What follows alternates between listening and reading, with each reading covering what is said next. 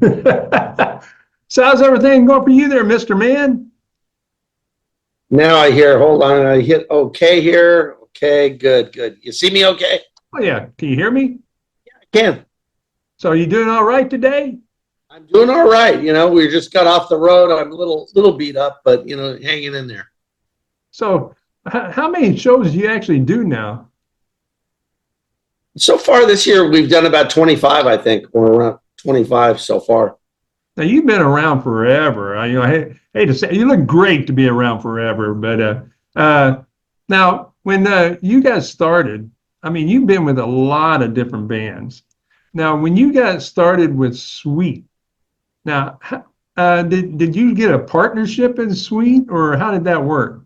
Yeah, I did. Yeah. It's the corporation. Yeah. Steve Priest asked me to be one of the, when he heard me play, I was with Keith Emerson at the time and all that. And so when we discussed about doing a business, he came out of retirement and we became partners and with Stevie Stewart as well. Now how does that work when it does something like that? Do you get some of the perks would be getting parts of royalties of the song, or is it just the name, or how does that actually work? Mainly for live performances, for live shows, and anything that we record, we split with merchandise and pretty much across the board. Now, So, you've been with a lot of bands. I mean, I was reading over your resume and stuff. I mean, you've been with just about everybody out there. How do are you cloned to be in so many different places at the same time? well, I was kind of blessed, and I was also cursed in a certain level. I mean, I played in a heavy progressive band with Chuck Wright and all these folks. Pretty when I was young, when I was 22, 23, and the band never really got signed, but we toured with Alice Cooper and we did a lot of great things. Where if I would have joined Quiet Riot, I would have had a career with one act. But why it's a blessing is I was able to play with a lot of people as on session levels and join a lot of different bands and do a lot of things. So I didn't get really stuck in one thing. So I like variety. It's been a very good life for me. So when was it in your career when you said, "Well, damn, I think I can make it now in this business"?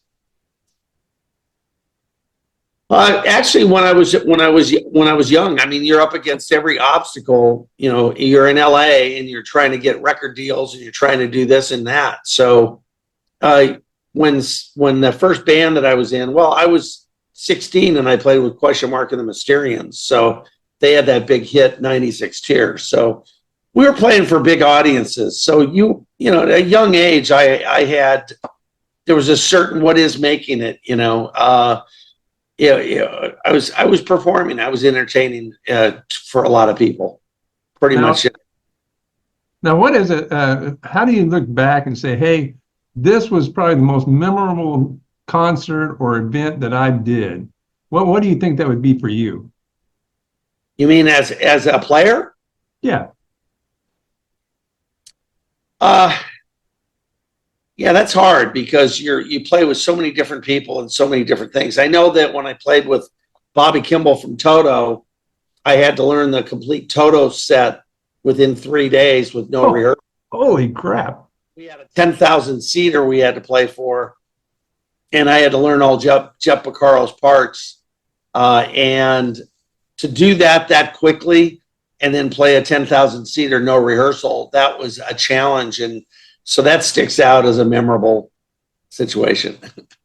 Man, that's impressive. That's impressive right there, because I have a hard time just memorizing, who's coming on the show, much less a whole band set within 3 days. So right now, with Toto, with Sweet, yeah, with Sweet, how is it that when you go and play Sweet music, uh, do they? Because you write new music to add into that, don't you? We just started. We have a song called Little Miracle we just put out, and it's doing quite well. And it's going to take time, but to really, I think it's just wonderful. Crowds love it. but we live off of playing the old Sweet catalog. Yeah. We've got a lot of new things coming down the pipeline now that we have the kind of lineup that we have. It's phenomenal. It's the best lineup I've ever played in. It's really burning. It's great. So you think that's I always wondered when you're in a band like Sweet, when you bring out new music, are crowds hesitant, or do they still want to listen to Ballroom Blitz? They don't want to hear anything new. They just want to listen to the old Sweet. Is it hard making that transition into new music? Well, we played about a 2,000 seater, and we actually filmed Little Miracle, and we played that in front of the audience, and we knew we had something special when the whole audience got up and started doing this thing. So we don't have any, and it boils down to the enthusiasm you put behind a song. So a lot of the fans out there, they don't know some of the Sweet songs like Sweet FA when they first come to see us. But if you've got a front man like Patrick Allen Stone and we deliver it, it doesn't matter what we could play. We could play Tiddlywinks and get off on it. It's how good the band is the bottom line. Yeah, because Sweet's got so much good music. It's a lot of people. Sweet's one of those bands where you go, "Hey, do you like Sweet?" They go, "I never really heard them." As soon as they hear the song, "Oh, I know that song. I know that song, and I know that song." That's kind of wild that a band that large, sometimes people they remember the song but not the group so much. Well, that's the reason it didn't hit in the States like it hit Canada and Europe. See, everybody you mentioned Sweet in those territories, and they go, "Oh, Sweet, of course." It's because of some bad management decisions back in the day with all the original guys that caused that to happen. They should have in the United States, but they didn't at the time they should have. Now, when you look back on your career, because it's really a long career. Folks just don't realize until they start looking at your bio what a career you actually had or have. But when you look back, is there anything that you would change? If you could look back and say, "Hey, I wish I could go back and I could change this right here." Is there anything that if you're looking back, would you change? Well, when you're going at it, and you're kind of, you don't think you're ever doing enough when you're doing it. Yeah. But when you take a chance and you glance over your life and you go, "Wow," now I look at it and I just think it's all perfect. How you can reflect on things like that. It's just been amazing. It's been an amazing ride, and it's had, just like anybody's career or anything, there's ups and downs with it all, and but it has been a real journey. I really look back now and go, "Wow, really." Now, do you have kids and family and everything? Yeah, I've got a daughter. In fact, I'm over at her house today, so I could use her internet because mine. and I got a couple grandkids too, grandchildren. Yeah. Now, did they want to follow in your footsteps? No, she started singing for a while, and the grad kids are more into sports right now. They're into football and baseball and all that. Music's changed. It's not like when we grew up, when everybody had garage bands and, it's a different life. And not saying that there's, a lot of musicians still coming out, because that will never go away. But it's, yeah, they're not into it, but they come to a lot of my shows. Now, let me ask you this, because you're a fantastic musician. Do you think the musicians now, because now a lot of the musicians, you don't know if they're really good or it's a technology that makes them good. But back when you started, you had nothing to fall back on. You had to actually have the talent right then and there. There wasn't anything that's going to, change how it sounded or anything. Do you think the musicians there are better than they are now? Yeah, it's hard to generalize something like that. But what you can do is you can think about that originality. You have artists that are influenced by a lot of people. Like when I decided to be a guitarist and a singer, I decided not to learn anybody else's music. I wanted it to be as original as possible when I started doing my own music. As far as drums, I was heavily influenced by a lot of people. Today, a lot of people go to these MI and PIT, and they're amazing. They got great chops, but do they play from the heart? Or are they all just technical? Or are they learning from? And it's the same thing goes on the recording side too of things. Yeah. Yeah, because I think back to some of the bands and stuff. Man, that's just raw talent right there. I mean, there's nothing. They just got to do it or they fail. That's right. Yeah. Yeah. I mean, I mean, you got to think. I mean, everybody was really motivated back in the day by surf music, the Beatles, and the '60s revolution, the '70s, and so we all wanted to do that because it was after that golden record deal and to be out and to be famous and to be big out there. So that gave us the motivation. But it's just like, are you cut to be an entertainer? If you're really an entertainer and a performer, you're meant to do that. Some people are meant to be plumbers or whatever. I mean, that's their thing. They're really technical. I'm not great at that stuff, but I am good at entertaining. So do you like being in the studio better or in the at concerts?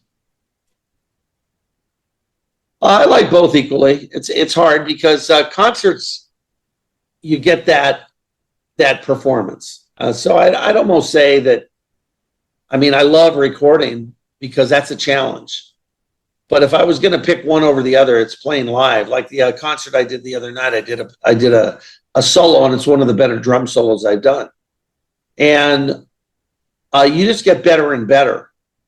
And I just decided you make that decision that you're gonna just off the fly. I don't have stuff worked out. I've got a couple things worked out. But when I took that solo, I knew I had laid one down, and I could tell by the audience. So when you get that feeling, and when you can take the audience, and I'll tell you, it's just like there's nothing greater feeling to have everybody screaming at you and just going nuts for not just the songs, but how you're delivering it. So what's the future of you right now? What do you got coming up in the near future that people can learn about? And also, how can they get in touch with finding out what's new with you? Like, is there a website they can go to or anything like that for Sweet or anything like that? Yeah, go to thesweetband.com. That's regarding Sweet. Okay. I'm also my own music, which you're going to hear a lot about because I have songs that are, my stuff is more, the stuff that I write is kind of blues rock, almost country. That's the stuff that comes out of me. I'm like Southern rock because I'm from Southern California. Just kidding. It's true. It's weird. It's what comes out of me. I did a country version of Ballroom Blitz.